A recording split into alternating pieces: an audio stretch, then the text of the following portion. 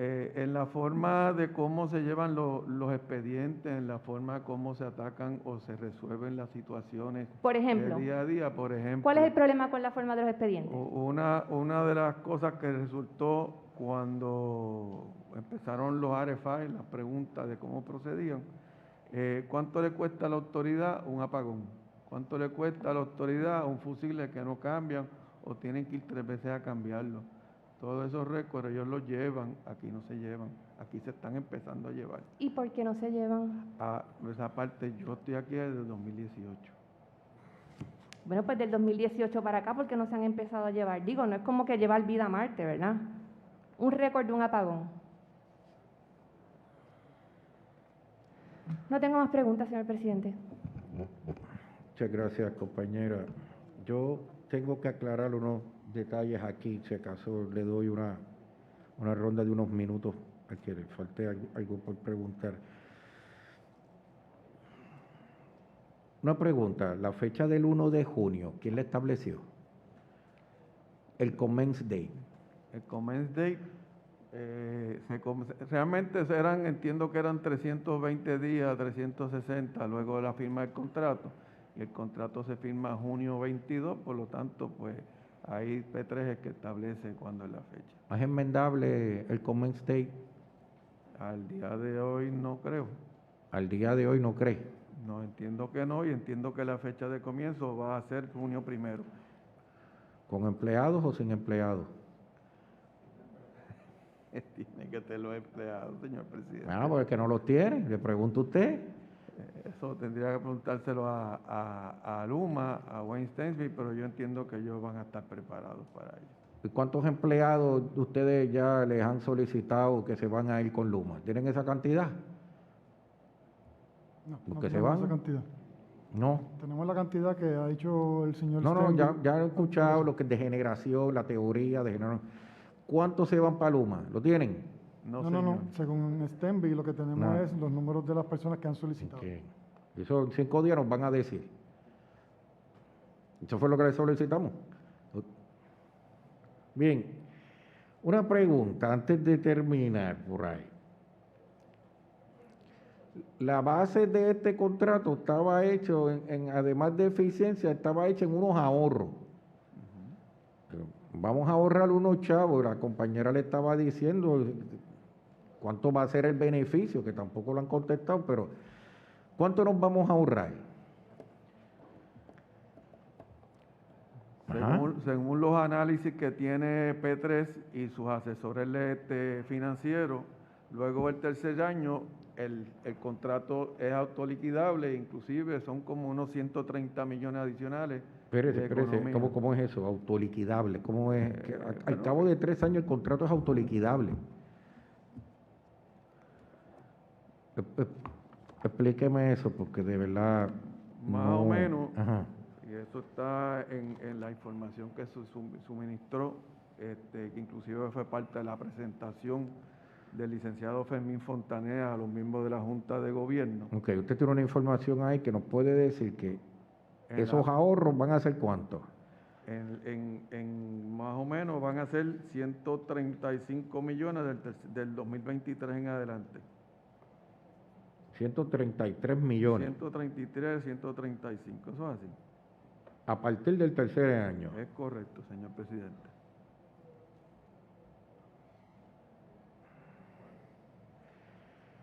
Ok. Un detalle de lo que le preguntó ahorita, lo que la senadora le estaba diciendo es que, y quiero dejar esto claro, porque el asunto de los beneficios, cuánto esto va a tener un efecto en la tarifa, es que ahorita el director ejecutivo decía que no vislumbraba ningún cambio en los próximos 3 años, ¿cierto? Ok. Mi pregunta es, ¿y el préstamo de ejecución de los 894 millones? Todos estos gastos de pass-through,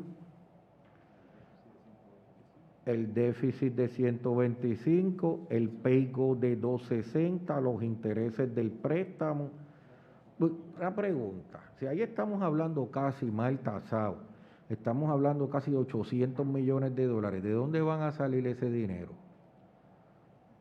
Luma ya presentó su presupuesto al PREPA, negociado de energía, y no vislumbra un aumento en el presupuesto, por ende no hay aumento tarifario.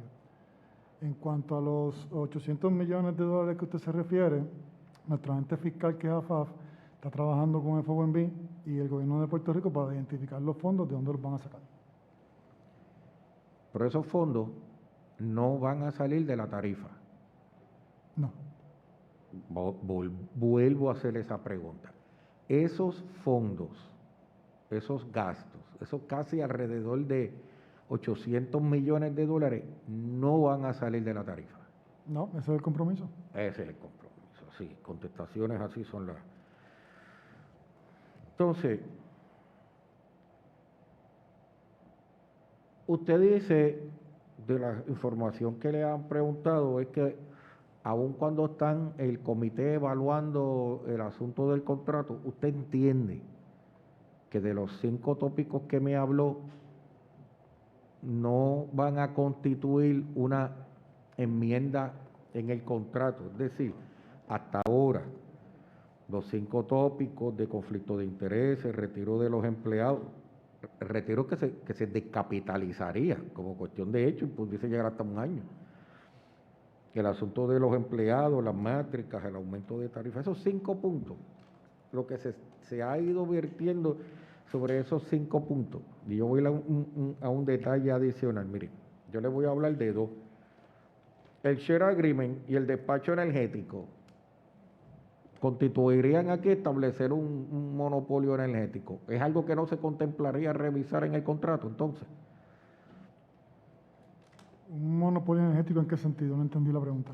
Bueno, porque vuelvo a lo mismo. Si un contrato que permite hacer acuerdos contractuales con mis subsidiarias, pues es algo que apela a que el negocio se quede entre Luma y sus subsidiarias y al final del día, lo que en un momento y claramente en el RFP se prohibió, que era que nadie va a controlar la totalidad de los servicios de la autoridad, llámese transmisión y distribución, llámese generación.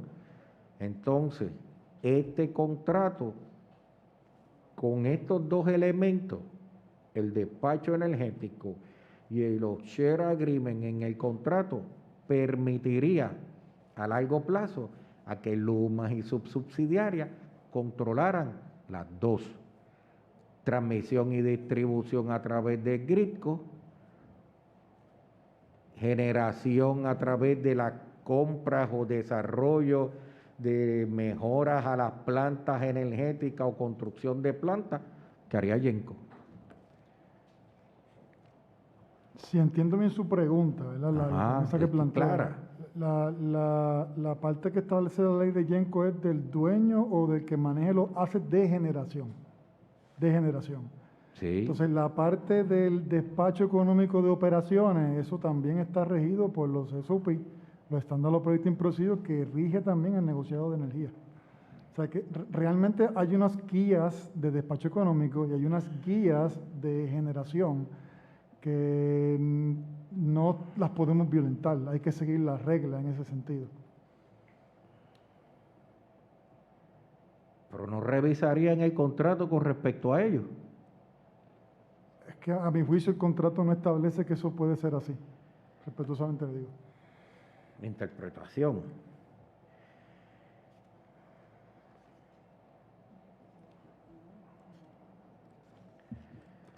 Ustedes, tengo entendido, no es mucho tiempo lo que más aquí vaya a tomar. ¿Alguno de ustedes necesita hacer alguna pausa un momento y continuamos los trabajos? No es mucho lo que nos vaya a tomar. Si no hay Así que mucho, vamos a declarar un breve receso y continuamos los trabajos, un breve receso.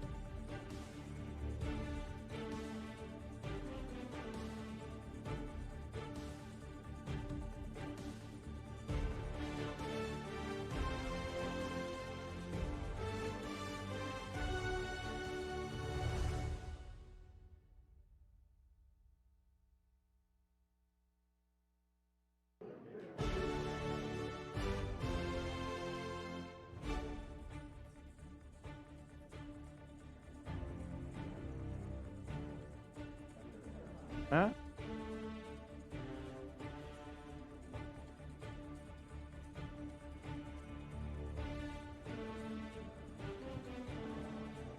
Buenas tardes, siendo las 12:23 de la tarde, volvemos a los trabajos de la resolución del Senado número 1.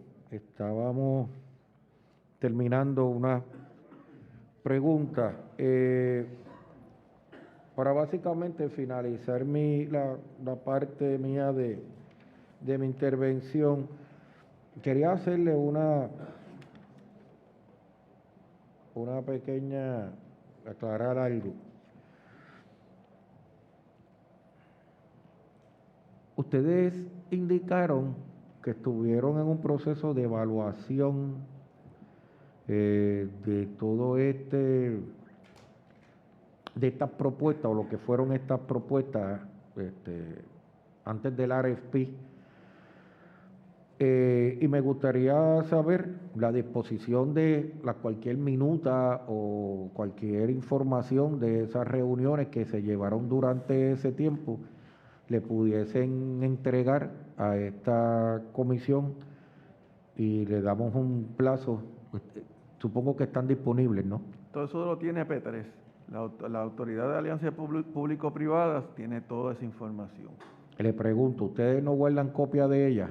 Yo no me llevaba ningún documento, todo lo leía y todo era allí. No, yo no tengo ningún documento. Efraín, ¿usted no tiene información sobre ese particular? No, yo no participé en ese proceso. Okay. Así que usted establece de que toda esta información de los 2 años hay que solicitarlos a P3. Eso es correcto, señor presidente. Yo tengo una inquietud.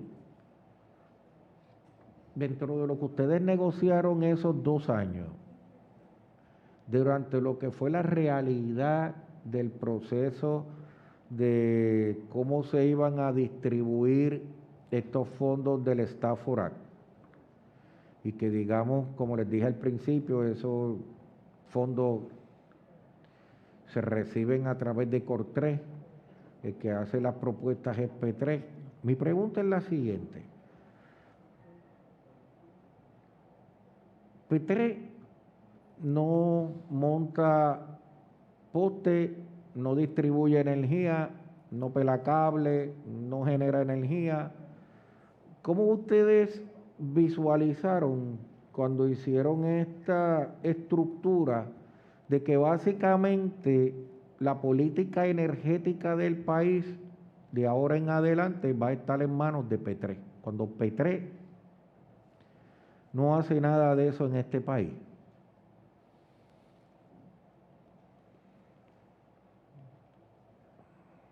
Yo veo P3 es el administrador, o sea, de COR3 pasa a Holco, que es prepa, la parte prepa, con la Junta de Gobierno, director ejecutivo y todo, que estamos trabajando esa reorganización, y de ahí entonces P3 como administrador y Luma en la parte de transmisión y distribución como contratista. ¿Y quién va a fiscalizar a Luma? P3. No, Ajá, P3 es el administrador del contrato. ajá. Luma va a ser fiscalizado por el negociador de energía, junto a P3 en la parte administrativa, y lo que quede de prepa en la parte de política pública.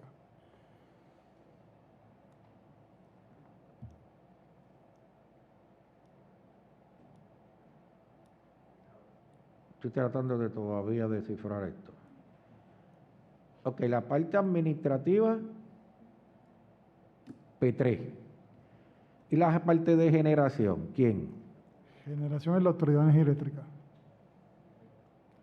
Permanece los assets y la generación y esa administración dentro de energía eléctrica. Eso no tiene que ver nada con el contrato de Luma. ¿Y Genco? Genco todavía no se ha decidido. Sigue siendo parte de la Autoridad de Energía Eléctrica. Pero es que Genco es subsidiaria de Luma, No, eso no es No. correcto, señor presidente. ¿no? No. ¿Y de dónde surge Genco? Una vez se crea la ley 120 para la transformación del sistema eléctrico, ¿verdad? Ujú. Tenemos Gridco y Genco. Ujú. Lo que es Gridco es el consorcio de Luma. Ujú. Lo que es Genco está en un proceso actual dentro de las P3 que está siendo ahora mismo evaluado. Eso no se ha decidido, eso es otra cosa. O sea, esa es la parte de los assets de generación que está todavía en ese proceso actualmente. Es lo que administra los assets de generación.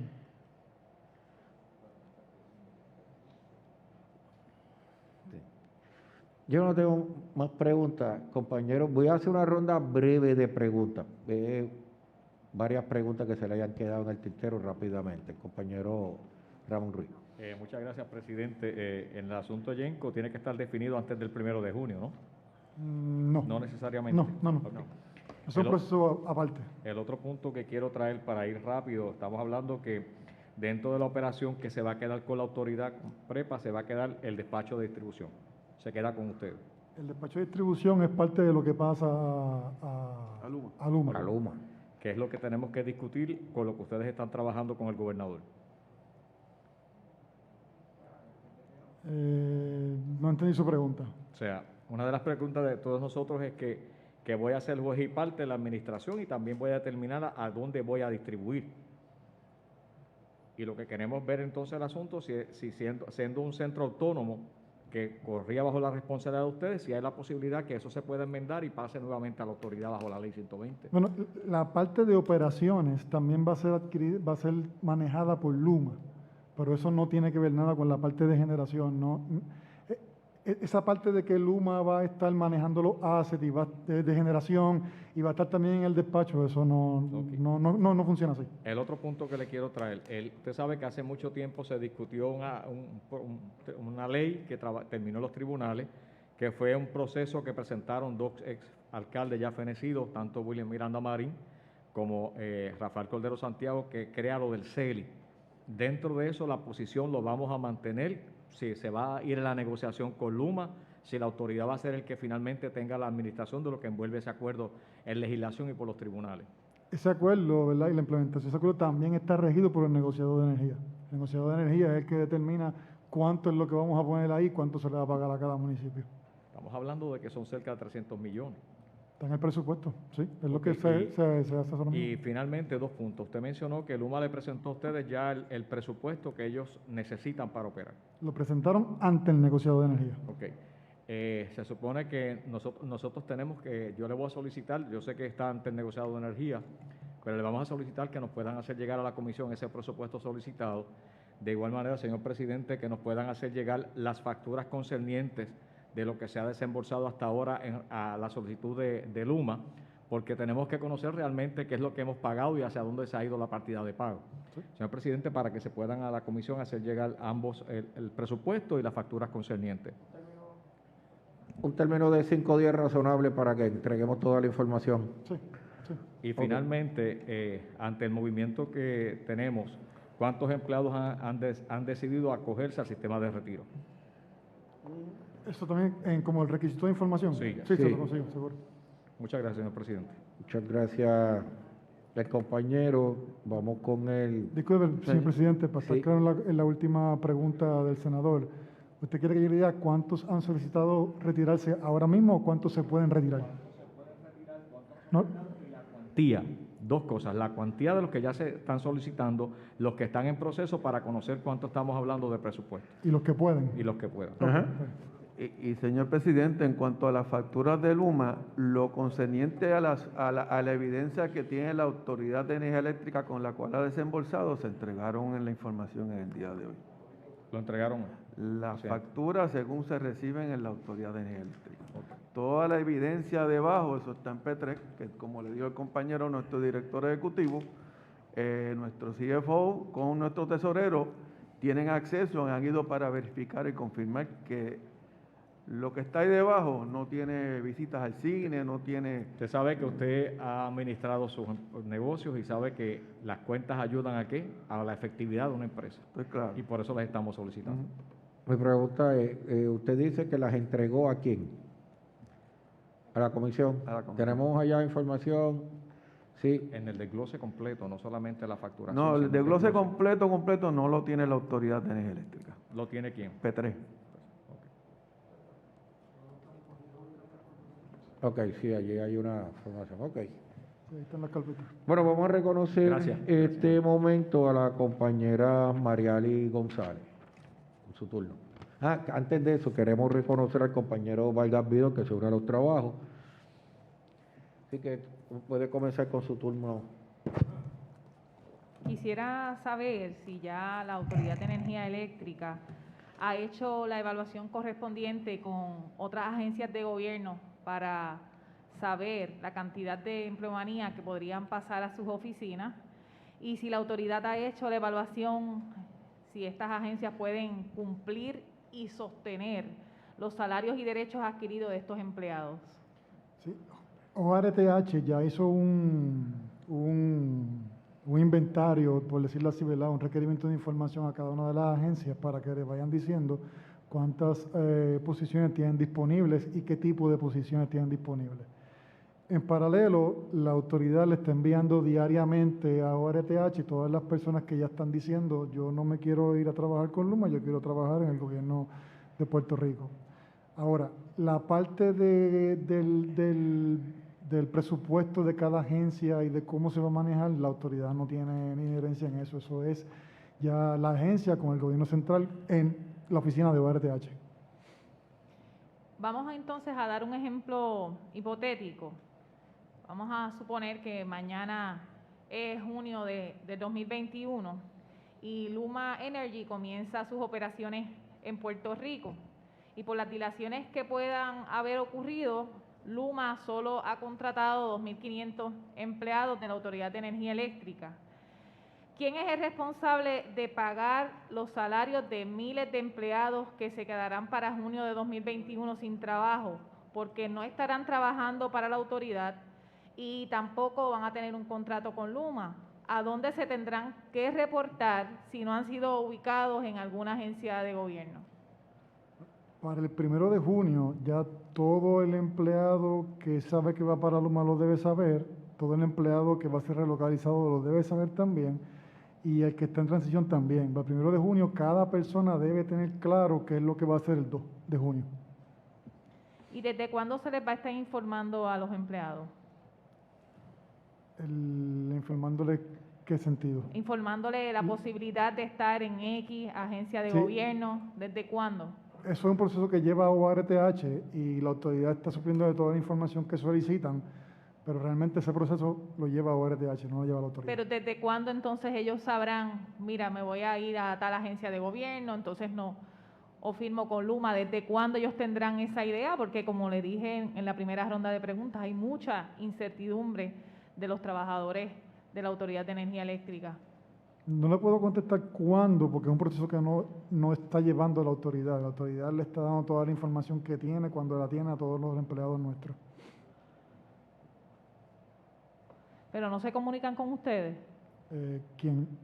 Bueno, en este proceso de análisis la autoridad no está involucrada. Se le dejó toda la responsabilidad a OTRH y nada más. No, usted está en comunicación directa. El director de Recursos Humanos habla semanalmente, yo puedo decir 3, 4 veces con ¿Y la para directora. cuándo se tiene entonces, verdad, una fecha de cuándo entonces ¿De cuándo se va a establecer? comenzarán a tener una idea los empleados hacia dónde se van a dirigir, si no deciden firmar con Luma? Esa información no la tengo, pero se la puedo conseguir con el director de Recursos Humanos. Ok. Señor presidente, ¿no tiene la información de cuándo entonces los empleados pueden saber hacia qué agencia de gobierno pueden dirigirse en caso de no firmar con Luma? Y él indicó, el señor director ejecutivo, que va a hacer entrega de esa información. Dentro del grupo de información para que van a vertirnos a la comisión dentro de los 5 días, pues que nos los hagan llegar a la comisión. Eso es todo, gracias. Muchas gracias a la compañera Mariali González. Dejamos con su turno de últimas preguntas al compañero Rafael Bernabe. Sí, muchas gracias, señor presidente. Solo 3 comentarios rápidos. A respuesta de alguna de las preguntas se dijo que, hablando de los empleados de la Autoridad de Energía Eléctrica, que lo único que cambia es la supervisión, porque siguen siendo los mismos empleados o algo por el estilo.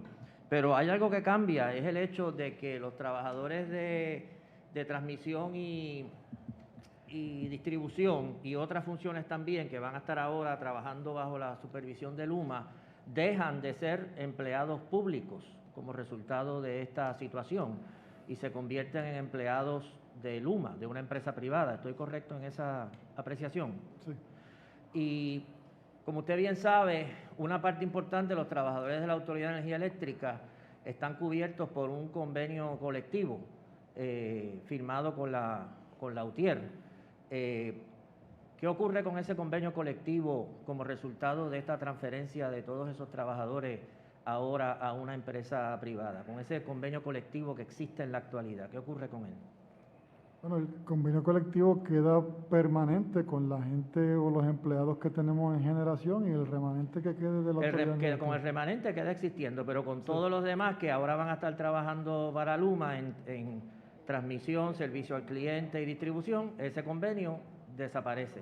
Bueno, para esa persona que renunció a la autoridad, pues renuncia exactamente, también a eso. pero el efecto real es que para ese convenio que ahora cubre a una parte importantísima de trabajadores de la autoridad, ahora no va a cubrir a una parte importante porque los que se vayan a trabajar con Luma quedan fuera de ese convenio.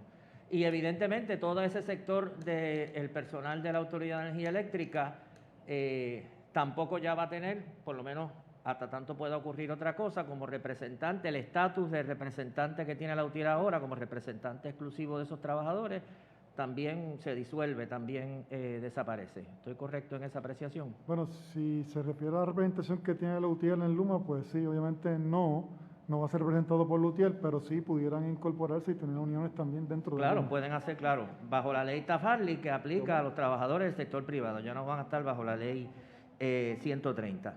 El segundo señalamiento que quería hacer, y lo hago porque el señor Krill está aquí con nosotros hoy, y aprovecho para poder hacerle la pregunta, porque ocupa un puesto muy importante, que es la Junta de Gobierno de la Autoridad de Energía Eléctrica, es que yo, escuchándolo hablar, hice la conexión y leyendo su ponencia, de que yo fui candidato a gobernación en el 2016, y me recuerdo haber participado en un seminario, en una actividad en el Colegio de Ingenieros, en que precisamente usted y colegas suyos presentaron el programa de desarrollo económico que usted señaló como parte de su presentación. Y recuerdo que allí tuvimos una discusión bastante intensa, porque como parte de ese plan, y usted en particular, proponían como una de las estrategias para el desarrollo energético de Puerto Rico en particular, que es lo que estamos hablando hoy aquí, el desarrollo y la adopción de la energía nuclear, de una variante de la energía nuclear. A lo cual yo evidentemente objeté. Y la pregunta que le hago es muy sencilla. Ahora que usted está ocupando no la presidencia del Colegio de Ingenieros, sino la Junta de Gobierno de la Autoridad de Energía Eléctrica, es si usted sigue asumiendo esa posición de apoyo o favorable a la energía nuclear como una alternativa energética favorable, ¿verdad?, para el pueblo de Puerto Rico y para la humanidad en general. En aquel momento, y aún todavía hoy en día, el Colegio de Ingenieros y Agrimensores de Puerto Rico lo que siempre ha propuesto es educar en cuanto a la energía nuclear. En ningún momento, y así mismo está en la ponencia, en este librito, que era educar al pueblo. Bueno, hablando en mi carácter personal, que yo vengo de la energía nuclear, mis primeros 3 años fueron en la parte nuclear, y cómo ha trascendido y han cambiado la parte de técnica de las plantas nucleares a pequeña escala, este servidor sí está a favor de plantas a pequeña escala. Muy bien, esa es la porque pregunta. como queremos que tenemos que estar claros, de la única manera que el costo energético baja sustancialmente y la parte del combustible es, como coge el estado de Nueva Jersey, el 53% de energía nuclear, donde se genera a 0.02 centavos el kilo. Pero aparte de eso, pero en ningún momento... Yo reconozco que el tema para otra vista, pero solamente quería tener el récord, ¿verdad?, la posición del presidente de la Junta de Gobierno de nuestra Autoridad de Energía, ¿verdad?, sobre este tema tan crucial. Señor presidente, yo concluyo señalando, ¿verdad?, y dejando para el récord que a mí me parece que estas vistas demuestran, y espero que continúen, que aquí estamos pasando de un control público a un monopolio privado, que Luma, como se ha planteado aquí, no va a invertir en Puerto Rico, que el contrato no se compromete a una reducción de la tarifa, que estamos pagándole a Luma por hacer algo que nosotros podríamos hacer y que nosotros podíamos pagar, porque el dinero con que va a pagar Luma es nuestro dinero, todas estas cosas que se dice que Luma va a hacer, y que además tiene la consecuencia no solo de no reducir la tarifa o no hay compromiso en esa dirección, sino que es un evidente intento de destruir una de las organizaciones obreras y sindicales más importantes que tiene y que ha tenido Puerto Rico. Así que en términos de consumo, en términos del movimiento de los trabajadores, en términos de los intereses del país, yo creo que se confirma que este contrato no corresponde a los mejores intereses de nuestro pueblo. Muchas gracias. ¿Algún comentario? A las expresiones del senador. Para continuar con la última sesión de preguntas, cedo el tiempo a la compañera María de Lourdes. ¿Tiene preguntas? Ok. Gracias, señor presidente. Tengo dudas sobre dos asuntos muy puntuales sobre los cuales he escuchado interpretaciones distintas. Primero, GENCO y GRIDCO son proyecciones corporativas. Hoy no existen, eso es así, ¿verdad? GRIDCO es lo que sería la parte de estructural de Luma ahora mismo. Por lo que sería, no existe hoy una entidad que se llama GRIDCO y no existe hoy una que se llama GENCO, no existen. ¿Cómo se constituirían? ¿Serían corporaciones públicas? No, la corporación pública es la Autoridad de La Energía autoridad. Eléctrica. ¿Y entonces a qué estructuras responden? ¿Cómo les vamos a llamar? O sea, que son... No sé cómo, teóricamente no sé cómo llamarlo, ¿verdad? Pero O sea, la autoridad es una corporación pública. pública, es una subsidiaria de esa... Las dos serían subsidiarias de la autoridad. Sí. Y la interpretación de ustedes, ¿quién las constituye? ¿Se requiere acción legislativa para estas dos subsidiarias de la actividad, de la autoridad, perdón? La ley, no sé, obviamente yo no soy abogado, ¿verdad? Pero me imagino pienso que la ley lo debe permitir para poderlo efectuar. Piensa que la ley lo debe permitir, pero todavía no sabe. No, lo que pasa es que si está establecido en un contrato y está así establecido, yo entiendo que es de esa manera que se debe hacer, pero no soy abogado, ¿verdad? No. La otra pregunta es sobre la forma, el financiamiento. Si su asesora quiere, a menos que el presidente tenga objeción, si quiere hacer la declaración para el registro. No, es que me está indicando que sí que la ley lo dice. ¿Perdón? Que me está indicando que sí que la ley lo dice, que se puede. Y por lo tanto la interpretación es que no necesita acción legislativa. No. La otra pregunta es sobre el financiamiento del contrato de Luma. Se ha señalado y ha habido declaraciones específicas de portavoces de la Junta de Control Fiscal que se requerirán cerca de 894 millones de dólares para el comienzo de la puesta en marcha plena del contrato. Eso es así, ¿verdad? Sí. ¿Ese dinero exactamente de dónde va a venir? O sea, estamos hablando, ¿es una línea de crédito o es un préstamo? Si es así, entonces, ¿a quién? ¿Cómo se tramita? ¿O es una asignación presupuestaria que viene del Fondo General? Si es a préstamo en alguna modalidad, primero, ¿cuál de esas modalidades? ¿En qué término? ¿Cuándo se paga? ¿Intereses? Y finalmente, si se trata de una nueva obligación crediticia que asume el Estado, ¿cómo se tramita eso ante la jueza especial ante la sala especial de la jueza Taylor Swain? Esa responsabilidad particular lo tiene nuestro ente fiscal, la FAF, que está en comunicación con FOMB y con el gobierno central para determinar de dónde van a salir esos fondos. Pero hoy ustedes no saben de dónde van a salir esos fondos. La responsabilidad es del ente fiscal. Y ustedes no, o sea, el ente fiscal si sabe, no les ha comunicado, o es que el ente fiscal todavía no ha tomado esa decisión. ¿Cómo funciona? Hasta donde yo sé, está en proceso y todavía estamos trabajando con eso, pero es responsabilidad del ente fiscal. Y le pregunto de nuevo, asumiendo que sea una línea de crédito, es una línea de crédito que hay que tomar para que Luma comience a operar. ¿Qué efecto tiene eso sobre la autoridad? ¿Cómo se traduce eso contablemente a la autoridad? Estaría fundamentándome en una presunción y realmente tendría que tener los hechos para poder tener una determinación. Ok, pues vamos a cimentar de la forma más concreta posible. La autoridad mañana tiene que tomar un préstamo. Esa es una alternativa. La autoridad toma un préstamo de 894 millones de dólares. El ente fiscal es el que tiene que decirnos cómo lo vamos a hacer, es su responsabilidad. La autoridad no tiene una unilateralidad en esa decisión. ¿Y qué estima usted desde la posición que usted ocupa, que naturalmente debe tener una opinión formada sobre el asunto? ¿La opinión o lo que está pasando? Lo que está Su pasando opinión, es que ¿cómo se debe tramitar? ¿De dónde va a aparecer? ¿De dónde usted estima que deben adquirirse esos recursos? discusiones con el ente fiscal nos van a llevar a determinar la decisión final en cuanto a eso. No tengo más preguntas, señor presidente.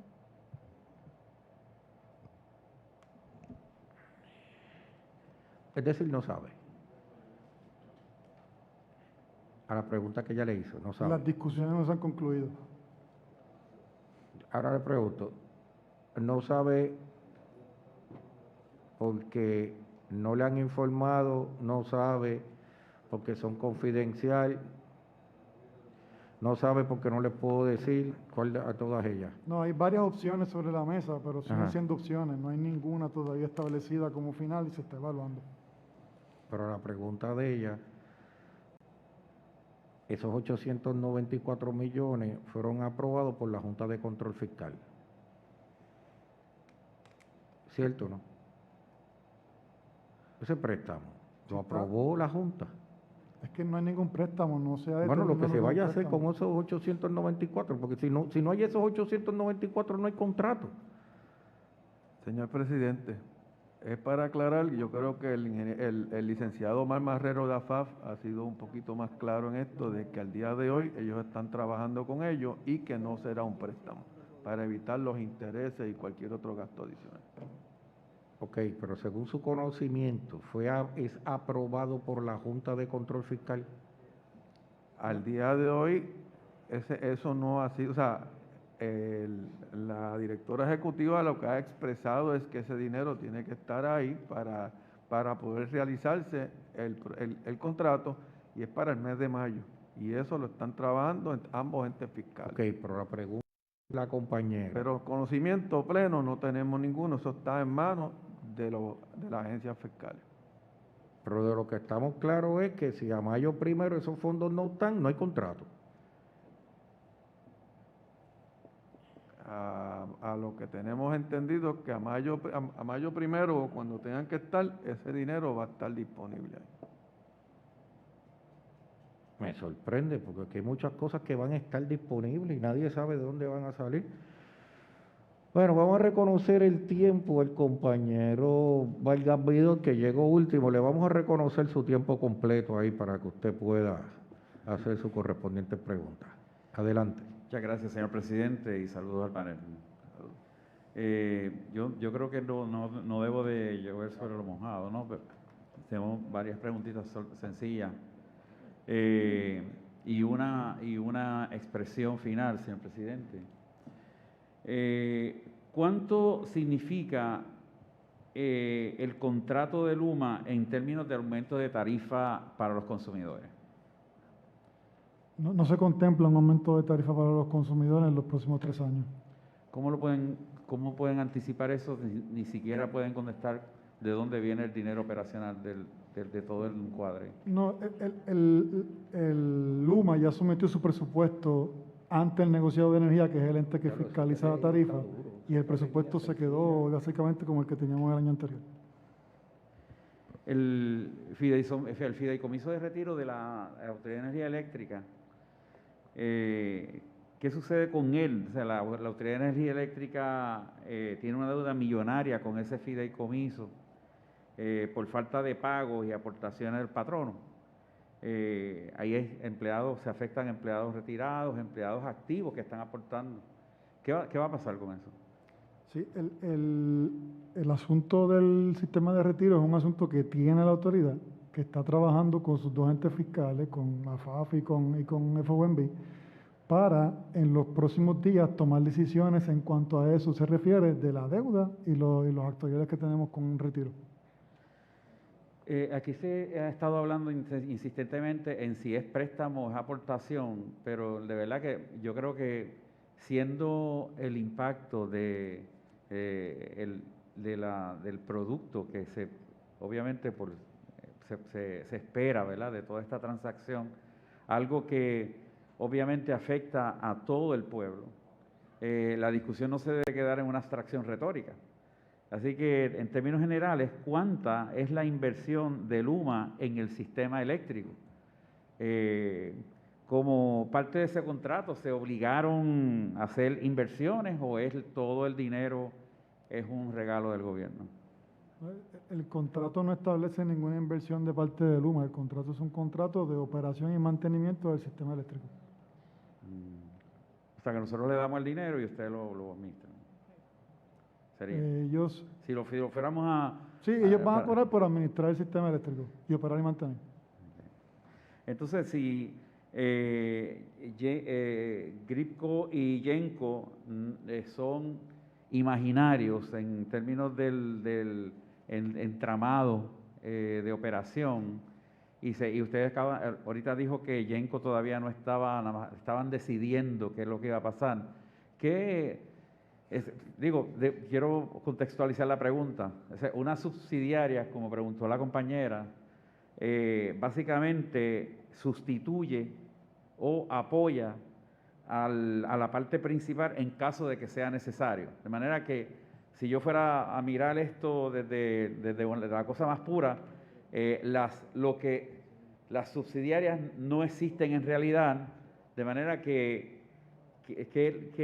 ¿cuál es el cimiento para uno anticipar que va a ser una operación que no sea perdidosa? Okay. Si me deja ir un paso atrás en lo que mencionó, lo de GENCO actualmente está en el proceso de evaluación de los contratos por parte del contrato draft por parte de los proponentes. Es un proceso que está ongoing. Okay. Ahora, en el contexto de lo de GRIPCO y GENCO, pues ambas subsidiarias van a ser fiscalizadas, ¿verdad?, de primera mano por lo que quede de la Autoridad de Energía Eléctrica y por el ente regulador, que es el que se va a encargar de mantener la política pública y que todo se haga según los estatutos y normas del Gobierno de Puerto Rico.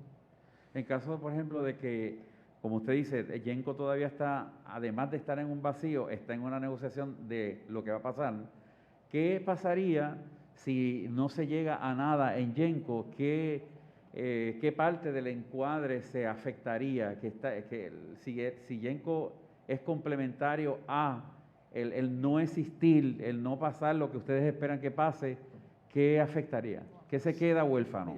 No se queda ya huérfano nada, porque si por alguna razón GENCO no se da, pues se va a quedar exactamente como va a quedar después del 1 de junio, que es que la Autoridad de Energía Eléctrica va a permanecer con esa porción y esa operación.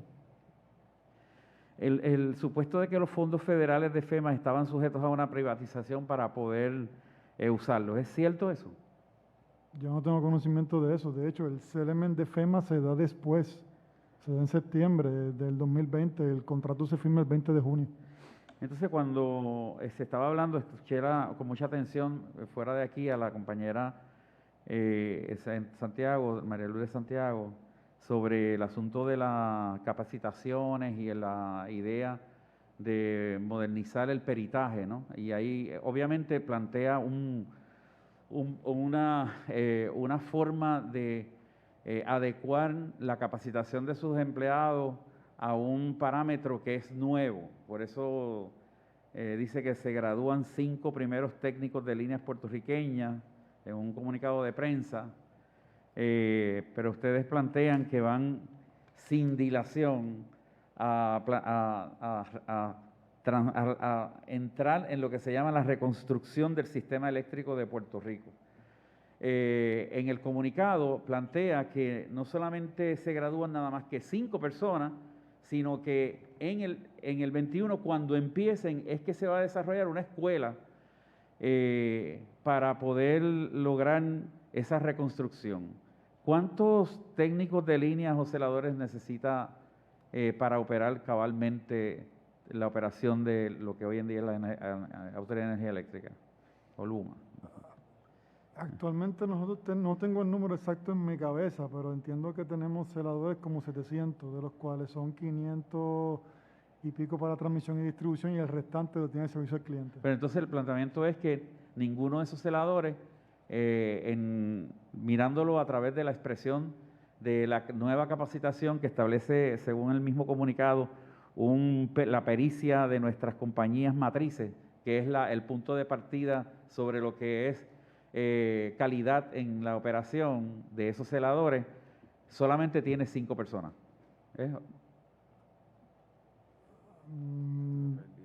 Lo dice el comunicado de ustedes. No, pero Sí, estoy sí. tratando de entender su pregunta, y es que Ustedes van a reconstruir el país y de momento yo se lo tengo que explicar a alguien en un cafetín. Oiga, ¿qué es lo que tenemos ahora para poder lograr que inmediatamente empecemos una operación que garantice esa reconstrucción? Y entonces tengo 5 celadores que tienen el peritaje que sirve como base de lo que va a ser la nueva descripción de lo que es un celador en esta nueva aventura. ¿Dónde están los demás? ¿Cuánto se tardan porque dice que van a hacer una escuela junto con 2 organizaciones de Estados Unidos? ¿Cómo va a ser eso? Sí, obviamente la contestación a eso no es directamente mía, pero mi entendimiento es que ya hay ofertas a celadores nuestros, o sea que ya hay personas que cumplen con los requisitos ya de evaluación en cuanto a lo que ellos entienden que debe tener de skills un celador, destrezas, ¿verdad? Y la escuela es para traer más mano diestra, mano local, para que puedan añadirse a la plantilla que el humo La pregunta mía no es caprichosa, la pregunta mía es que si yo tengo 5 nada más que unen lo que es el requisito nuevo, fundamental de lo que es este peritaje, me parece que lo que está abriendo es el espacio para atraer personas con skills de otros lugares, ¿no? No creo que sea así, ¿verdad? Porque si ya hay ofertas nuestras de empleados nuestros es porque ya ellos tienen los skills también, las destrezas. Okay. Señor presidente, termino con un comentario, ¿verdad? A mí me parece, primero, felicitarle y felicitar este evento. Yo creo que ha sido muy revelador.